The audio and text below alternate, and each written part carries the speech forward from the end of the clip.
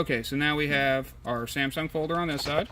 And you can see mine is located in C drive, Samsung, both folders, both files. On the USB that's connected to this computer, I now have both folders, both files. You do not need this one. You can leave it there, or in this case, I'm going to make it identical to the instructions on the work order. Now it's matching 100%. That fixes all the download portion. The next step is going into Microsoft PowerShell. You can just do a search for Power and right click on PowerShell because you want to run as administrator. It's going to advise you that this allows you to make changes, and I'll have to do it twice because I actually got it. There we go. X that.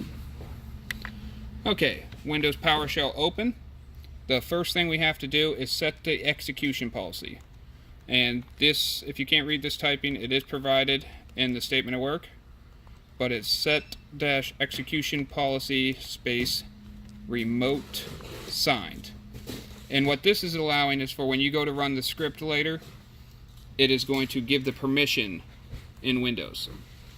Here's it's informing me of the policy change. I'm going to hit yes. We are done setting up the policy for this. I created a shortcut for PowerShell on my desktop for when we're doing the screen portion, so it's just as simple as double clicking it to open PowerShell. Once you've set that policy change, you do not have to do it again for the duration of any sites you do on this project. Alright, at this point, your laptop is completely set up. You should have a USB to serial and a DB9 to DB9 null modem cable. It must be a null modem cable.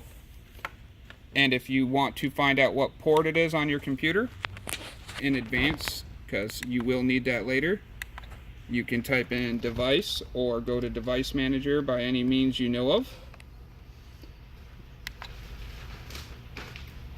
You will find that it should and will be located under ports. If not, you may have to install a driver. And there's mine. It's showing my USB to serial port is on COM7. As long as I stay plugged into the same USB port, it will always be COM7. At this point in time, you are completely 100% set up, ready to go to site.